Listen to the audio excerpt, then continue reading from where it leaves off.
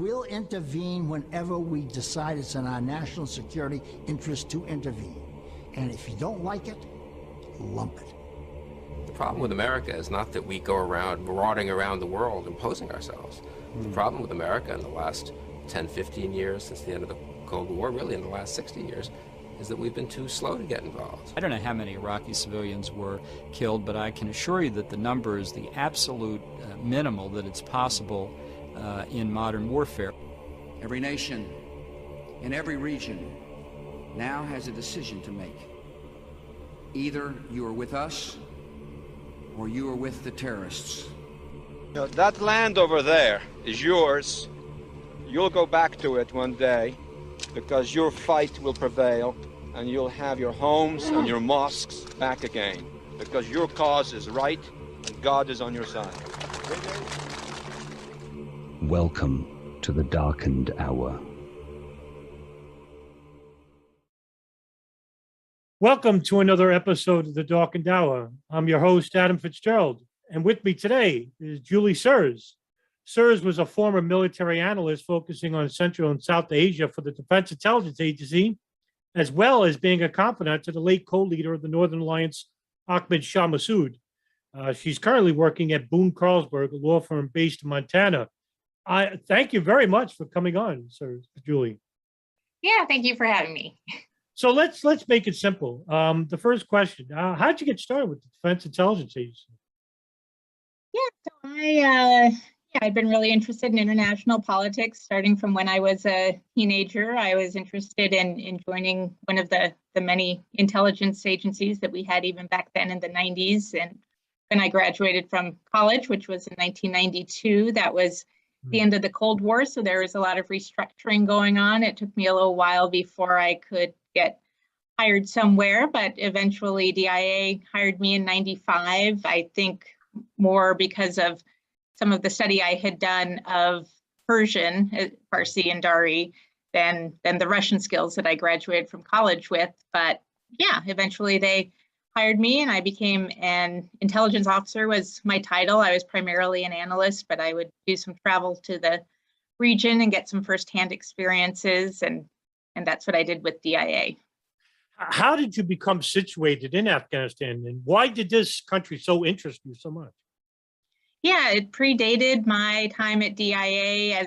Like I said, as a teenager, I was really interested in world affairs. I followed closely the Soviet invasion of Afghanistan. I was very impressed when the Afghans ousted the Red Army, and with the downfall of the Soviet Union not long after that, and their role in contributing to that. So I was really interested in Afghanistan. I greatly admired those Afghans who had fought against the Soviets and then tried to create a government afterwards. And then by the time I was at D.I.A., the Taliban had come onto the scene and already were showing signs of the same excesses that they have now, and in terms of their repression of women and minorities and a lot of their extremism. And some of these same former Afghan Mujahideen were now fighting the Taliban. So I was still interested in that conflict and really wanted to get into Afghanistan to meet with some of them. There is so much, there's very little is known about the Defense Intelligence Agency. Why does it attract less attention than, say, the C.I.A.? Well, I think it's a smaller organization. It's grown larger after 9/11, but I think still compared to the C.I.A., it's relatively small. It's kind of an interesting mix of, especially when I was there were some active duty military, a lot of civilian analysts who were former military, and then some individuals like myself who didn't have any military experience. So we were, kind of an interesting mix, I guess. And I suspect D.I.A. does not have the sort of PR department that the C.I.A. seems to have that gets them in the news, sometimes good, sometimes bad, I guess. But I think sometimes they try to shape the stories. I think the C.I.A. has a good relationship with a number of journalists and helps drive certain narratives, but D.I.A. doesn't seem to be as involved in that sort of thing and seems more content to kind of fly under the radar. Now, let's get to the meat of the questions. So the CIA was undergoing internal changes, which allowed for them to focus more so on bin Laden in the mid-1990s, but got rid of many of the middle management field officers, which was a complaint within the CIA. Was the DIA undergoing similar changes at this time? The DIA at that time in the 90s was going through a number of structural changes, kind of trying to figure out its place in the post-Cold War world. It went through a number of reorganizations. I would say probably less focused, though, or less specific to the perceived threat from bin Laden himself, but I think aware of the threat of terrorism, especially from Islamist extremists. But I don't think it was driven by that. It was more just trying to do sort of a post-Cold War makeover and figure out what would make sense. When the Taliban came into power in 1996, what was the stance at the DIA regarding Afghanistan at this point? Yeah, I think Afghanistan was regarded by most at DIA, and I would say the other intelligence agencies as well, as still sort of a backwater. Bin Laden himself was the focus of some attention, but in terms of how he'd fit into what most regarded as a civil war in Afghanistan, there wasn't a lot of attention to that. There wasn't a lot of interest in who the players still were in Afghanistan. So yeah, I would say there wasn't a whole lot of interest. I wouldn't say there was an official position, though. I think there were a few individuals. I think there were some lobbyists in DC who were trying to make the Taliban look a little better than they were, in the hopes that they could push this line that now Afghanistan will be stable, it's open for investment, particularly energy investment. I think that line was being pushed, but I think a lot of people in the intelligence agencies sort of took a wait and see attitude. When did you first meet with Ahmad Shah Massoud, by the way? So that would have been in, I guess, 1998. That was my second trip into Afghanistan. The first trip was in Taliban area, so I wasn't able to meet him then. But yeah, so 1998, October 1998 was when I made the first trip into the areas that were controlled by Massoud's forces. Just a follow-up to that, what was your overall assessment of the man? I was very impressed. He had quite the reputation that preceded him, and I would say he lived up to it. It was really amazing all that he had accomplished against the Soviet Union, and then in the very difficult efforts to try to form a government in that sort of interim period, and then to be sort of the last one standing, fighting against the Taliban and trying to keep up the morale of his forces and kind of hold the line against this even newer version of Islamic extremism that was represented by the Taliban and bin Laden. He was very remarkable. Well, speaking of bin Laden arrives in Afghanistan in 1996 when he is forced to leave the Sudan. Were there any reports by the Defense Intelligence Agency regarding bin Laden at this point in time? And did the intelligence community share any data with you regarding his profile? There was collegiality among analysts to some extent. Afghanistan, like I said, itself wasn't a very high priority, and that was kind of what I was interested in even more than kind of bin Laden himself as a counter-terrorist threat. But I know I wrote a bit on it, on how bin Laden's arrival might impact the Afghan forces fighting inside Afghanistan, Massoud and the Taliban in particular, and what it could mean for the Taliban to embrace him, which they showed early signs of doing, and they consistently did so afterwards. So I think bin Laden, though, as a topic, even from a counter-terrorist perspective, tended to be somewhat divorced from his Afghan context, was my sense from my time in the intelligence community. Did they consider him a threat at all at this point? He was considered a threat. He had been implicated in the, I think it was 1993 attempt to bomb the World Trade Center. And then certainly by the time that I went to Afghanistan in 98, that was shortly after the embassy bombings in Africa that were well coordinated and very devastating. So I think he was regarded as a threat. Okay, Unocal, which is the Union Oil Company of California, and Unocal Corporation made a tentative deal with the Taliban to build a $4.5 billion pipeline network to transport Caspian Sea oil and gas across Afghanistan to the Indian subcontinent. But the plan was scrapped when the Clinton administration bombed suspected al-Qaeda training camps in the country. Massoud had suspected Unocal was financing the Taliban. So this is a two-part question. How did this deal materialize, and did Unocal fund the Taliban to capture the country's capital, Kabul?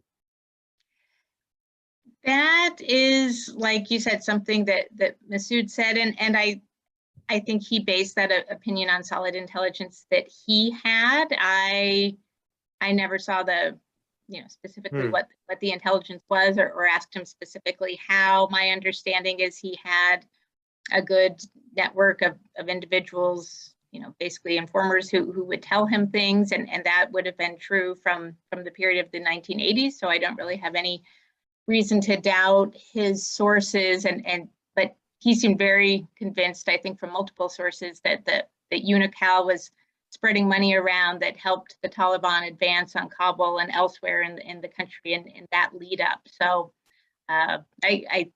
my professional opinion would be that he was correct in that. And certainly Unocal was spreading a lot of money around Washington around the same time, so it would make sense. Yeah, if you could assess approximately how much you think they were. In Afghanistan, it might not have taken a lot. Probably $1 million or less, I think, would have made a big difference to convince people to flip sides or just walk away, which is my understanding of what happened and why the Taliban were able to advance so quickly. Right, and it's funny that you bring up switch sides. In other words, I want to follow this up because the Afghans are notorious for flipping sides when the money is right. Some of them have that reputation. That is true. Yes. You came into pertinent information from captured al-Qaeda operatives that Ariana Airlines was funneling drugs and money to the Taliban. This is a remarkable story. Could you tell us more about that? Yeah, it was really from a variety of sources. I don't remember specifically which ones, but it was even after I had left D.I.A, so I feel comfortable talking about it because it wasn't classified, at least when I learned of it. But yeah, that there was kind of this network of foreign outside arms and fighters to some extent that would come into Afghanistan, and then the flights would leave loaded up with opium or various degrees of processed heroin, and go to usually the UAE and back was where the air bridge seemed to be from, and then money or other supplies that the Taliban needed would come in on those flights too. What was the Gulf behind that as well? It's always a little hard to know. There are a lot of very wealthy individuals in the Gulf. Some of them probably do that as more of that being support for the Taliban, probably are involved as a result of their own private beliefs. But at the time, there were only 3 governments that recognized the Taliban, and that was Pakistan, Saudi Arabia, and UAE. So I don't think it's a big coincidence that UAE was very crucial in forming that air bridge, and of course Pakistan played its very direct role in providing safe haven to the Taliban, and as well as a substantial source of fighters. When you talk about Pakistan, we're talking about the ISI? Yes, I would say, even beyond the ISI, there was just a very robust network in Pakistan from madrasas and various operatives to even the regular Pakistani military that seemed to send in individuals to help out the Taliban at key points and to basically be embedded with them, often either on the battlefield or I think to some extent even with some of their government functions. Right, because this is important because another follow-up is that the Taliban are from Pakistan. Mullah Omar is from Pakistan. Most of the Taliban fighters that came in to the Afghanistan during the Soviet Union came from the madrasas in Islamabad and Peshawar. It is reported that the Saudi head of the GID, Prince Turki bin Faisal, had met with the high-ranking Taliban leadership, specifically Mullah Omar, and wished for him to relinquish bin Laden to the kingdom or the Americans so they could prosecute him, but the Taliban refused this offer. If you are aware of this proposal, can you speak on this a little more? Yeah, I'm not directly aware of it. I've certainly heard that and don't have any reason to say that that's not true. I think, kind of like I was saying earlier, it's hard to sort of sort out who's doing what in any given country and what's government policy or not. I think it's certainly feasible that if there were someone trying to work with the United States on that, it would be someone like Prince Turki, with whom the U.S. had a long relationship. But I suspect there were others who supported the Taliban in Saudi Arabia and elsewhere that would have convinced the Taliban to make it worth their while to not turn him over. So, yeah, but that story is highly plausible and I think is generally accepted as very likely true now. Right. Now, I'll just get your opinion to follow up on that. The excuses were that the Taliban were following old Pashtun laws that even predate Islam. That's the reason why they didn't hand over bin Laden. And also, too, was that if they did hand over bin Laden to the West or to Israel, it would have a negative effect from the Muslim world itself, and they would condemn the Taliban. Would you agree with something like that? Yeah, I don't think there was ever any idea that they would turn over bin Laden to Israel. Curiously enough, he never targeted Israel. It was usually Saudi Arabia or right. The US in the Gulf. But even, I think you're right that within the Muslim world and his natural allies, the Taliban would not look good if they turned him over, but there would probably be some face-saving things they could do to make that a little easier. I don't believe their excuse that it was some sort of pushed in hospitality was for the reason that they weren't turning him over. They certainly, at times to guests, if they didn't like him, they'd throw him out of helicopters or kill them. Or they could be very selective in exercising that hospitality. I think it was much more a shared extremist vision and the genuine help that bin Laden gave them. I think they were closely allied ideologically so that the Taliban did not want to turn him over. Right, and he also served, that's a great point that you raised. He also served as a money financier as well. So I guess the Taliban, much like in the way of the Sudan of the Hassan al-Turabi of the National Islamic Front, where they, scavenged any type of money. I think bin Laden spent like over $70 million in the Sudan, and then he was expelled. He was pretty angry about that as well. So you meet with Massoud in August of '98. What was the nature of this meeting, and were the D.I.A. as split as the C.I.A. regarding Massoud? Well, so it was October '98, and it wasn't. I wouldn't say it was widely known within D.I.A. that I was going over there. I think, and this was more reflective of how the U.S. regarded Afghanistan at the time. Somewhat surprisingly, in retrospect, it wasn't a country that someone with a security clearance was forbidden from going to, and was, even a place potentially you could put an official trip together. It's kind of for boring bureaucratic reasons that I think that it wasn't better known that I was going, but again, partly that was because it was, a place that analysts could travel to, whether on their own time or to some extent on their official time, even though that was very rare at the time. So I think within D.I.A. and the individuals who knew I was going, I think they, like myself, viewed it as a good opportunity to get information. I think the political ramifications were at a higher level and probably less from D.I.A. I think C.I.A. ended up being somewhat neutral. The individuals who were involved with Afghanistan at the State Department at that time seemed to be particularly upset about the message that it might send. We were trying to be, I think, neutral in the war between Massoud and the Taliban. The State Department didn't see the need to try to get additional information on that issue. So, but yeah, I think maybe as you described some of the differences of opinions within other agencies, it led to, I think maybe some surprise when others learned about the trip, but not a particularly strong reaction, to my knowledge, from any entity agency other than the State Department.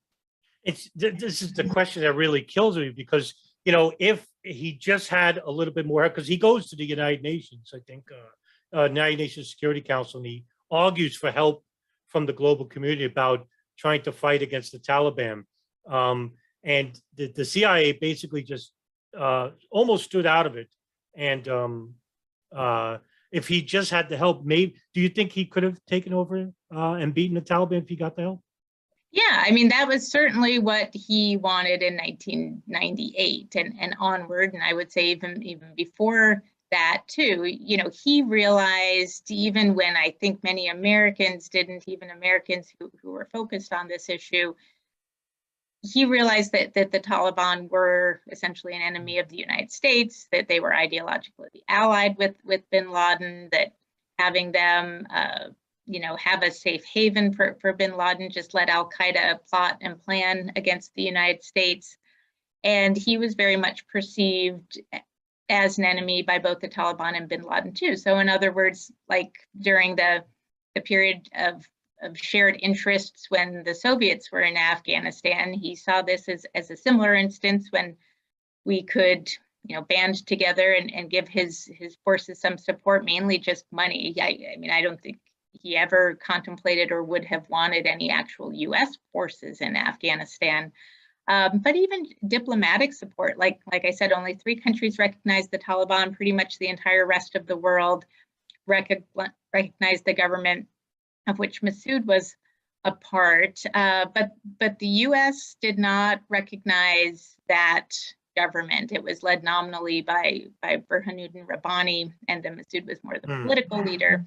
Even just giving diplomatic support would have been a powerful signal, and then providing some financial support certainly would have been helpful too. And to answer your question, I do think if he had that, especially earlier on, like we were talking about earlier, even just relatively small amounts of money in Afghanistan combined with some momentum can cause a pretty dramatic shift in the on-the-ground situation. So yes, I think he could have, it would have taken an alliance with a number of others in Afghanistan, but yes, I think he could have pushed out the Taliban. Okay, you returned from Afghanistan, and suddenly you are met with criticisms and then a suspension from the D.I.A., even though you had the clearance to travel to Afghanistan. Talk about what happened to you, and why were you met with such hostility from upper management from D.I.A.? Yeah, I think it was because upper management at D.I.A. didn't realize I had gone. When they became aware of it, which was from an outside agency, I think it was the State Department. I think initially they denied it when that I had clearance to go, at least. And then when they found that I had, I think that embarrassed them, and they became even more upset. I don't know that they really got into the politics of it so much as that, they certainly didn't see any benefit to it, which is what I disputed it at the time and would still now. We didn't have a lot of information about Afghanistan. That was part of what motivated me to go. And I did think that the information that I brought back, I found it very important as an analyst and very relevant, but they didn't seem to be interested in that. And my understanding, especially since that time, talking to others who were involved at the time, even individuals with the C.I.A., for example, really just had a very narrow focus on trying to get information solely about bin Laden.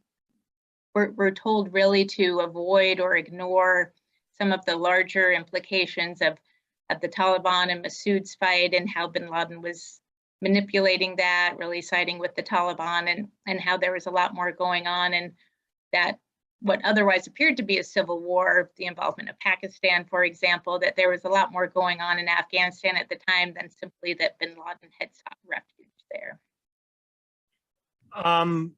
It seemed the upper levels of management, the State Department, the CIA, and the D.I.A. were almost protective of the Taliban regarding your data collection, which you amassed from the country in the 2 weeks while you were there. Do you think this was the case? I think there definitely were some individuals who would have preferred that the Taliban just take over the country, not have to focus on, like you said, the potential that Massoud was there, that he could be aided, that he could fight the Taliban. There were a number of people who didn't want to get involved with that. Like I said, around that time, which was 98, 99, UNICAL was still hoping that they could, burnish the Taliban's image somewhat, and come back from what was so far their failed effort to get that pipeline in place. I think there were still individuals who were supportive of those efforts, even though they were, like you said, largely put on ice after the 1998 US missile strikes against the Taliban or certain Taliban areas. Had the CIA and the D.I.A. backed Massoud? Oh, I actually have a question. What? Let me ask you another one. What would you think have happened to bin Laden and Al Qaeda if the Taliban had been defeated? I think they would have gone to Pakistan, like they did post 9/11. Bin Laden obviously has some friends there and some powerful protection where he was able to remain. I don't know what other ties he might have had in other countries around that time that might have been an alternative, but I would say certainly Pakistan was probably certainly the logical place for him to seek refuge, which is eventually what he did. 2 days before September 11, 2001, Massoud is assassinated, and he's assassinated by 2 Al Qaeda operatives posing as media, where a camera they were using had a planted bomb inside of it that exploded, and he was killed. What were your thoughts when this happened? When I heard he was assassinated, I did assume that it was bin Laden. When I met with him, as early as 1998, and then the several times I met with him after that, he knew that bin Laden was trying to kill him. So that wasn't a surprise. After that, I guess my next thought was concern of how the resistance against the Taliban would be able to continue with Massoud's death, because he really was the glue, I think, that held them together. He was the most inspirational figure and very much a natural leader. So that was my concern after that, was what was going to happen to those areas of Afghanistan that were free of the Taliban, the people living there, what would happen to them, and then just the whole concept of resistance, how would it be able to continue in his absence? All right, fast forward to the present day Afghanistan. The Taliban are back. It seems they've taken control of the country now. Is this a different Taliban from the Taliban you saw in the early 90s? I don't think so. I think they might be a little more media savvy now, but I think they're still just as repressive. I think they are still a threat. I don't know what the ability of the Afghans will be to organize a resistance to them. I think eventually that will grow. I'm not sure in what form, but the Afghans do have a strong history of mobilizing to forces that are repressive. And I think the Taliban in many ways, to many Afghans at least, still seem like a foreign-backed force, the foreigners in this case being Pakistan. I think many Afghans still bristle at that and don't trust the Taliban, don't like them. I'm not sure, like I said, how long it will take that to be organized. Obviously, there are some elements, including some individuals who were around Ahmad Shah Massoud and his own son when the Taliban were first around. But I think I think that resistance will eventually organize and grow. Do you think the United States made a mistake by pulling out without having, without allowing just the Taliban to take over the country completely so quickly? You know, we had been there for 20 years. I think the mistakes that we made were probably made early on in that 20-year period, trying to create an army that looked like an army we would recognize, as opposed to an army that would be a better fit for Afghanistan, that would rely more on locals. You know, the fact that a lot of those Afghan soldiers didn't seem to have been paid for very long and were therefore relatively easy for the Taliban to manipulate. I think by the time we had drawn down our forces to what they were this year, and you know, a number of the Taliban had been released, I think it would have been difficult to come back from that deal that was made under the prior administration. And you know, I think 20 years for most Americans was more than enough.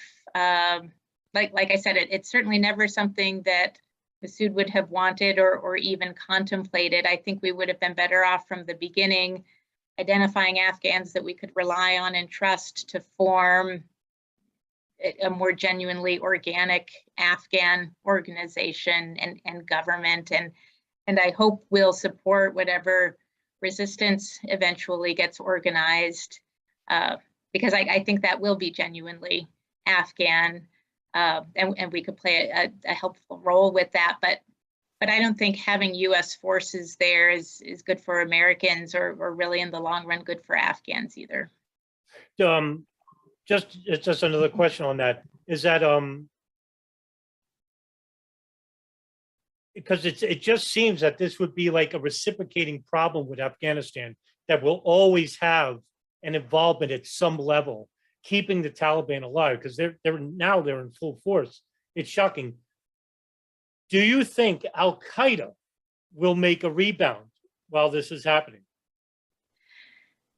You know, Al-Qaeda's been through a lot in the last 20 years. It's interesting to see that the Taliban seem to like I said, I think the Taliban are just as extreme and bad as they were before, but they seem to be dealing now with an even more extremist terrorist group in terms of ISIS. So that is a very interesting and different development that potentially we could maybe even use to our advantage. I think as long as the Taliban are off balance, I think they would be reluctant to make, at least consciously, Afghanistan the sort of safe haven that it was for bin Laden in the 1990s leading up to 2001. I think they're going to have their hands full trying to govern. And it's, again, not because I think they're ideologically any better, but they're dealing with their own rivalries and challenges now that I think in some ways would make that more difficult. And of course, you know, leading up to this year and for many years, the Taliban have had areas of Afghanistan that they controlled, and they did not seem to, you know, quickly make that into a safe haven for Al-Qaeda, for example, even when they've had the chance for a few years now. So I think that dynamic is a little different now, but it's certainly worth keeping an eye on and seeing what other extremist threats might arise from Afghanistan. But that's been going on for a number of years already. Right, you're talking about the Islamic State in Khorasan that's fighting with the Taliban at the current right. Yes. My last question to you, Julie. You know, me and Richard Cox, we were talking, and he brought up an interesting point. You were very young when you went to Afghanistan. It's almost shocking because you look like you were about 22 in the old picture, and you're very young right now. So we were asking you, how old were you when you first went to Afghanistan? Oh, thanks for the compliment, I guess. No, I was, so the first time I went to Afghanistan was in 1997. I was 27 years old. So I was relatively young, a little older than 22 though. Were you one of the youngest analysts at the D.I.A. at the point? I think so. Probably yes. Yeah. Yeah, it was, there weren't a lot of analysts there who didn't have some prior military experience. They were just starting to bring people like myself in. So yeah, I was one of the youngest, that's for sure. Well, listen, I can't thank you enough for coming on the show and answering these questions. Julie, thank you very much. Oh, thank you. Thank you for having me.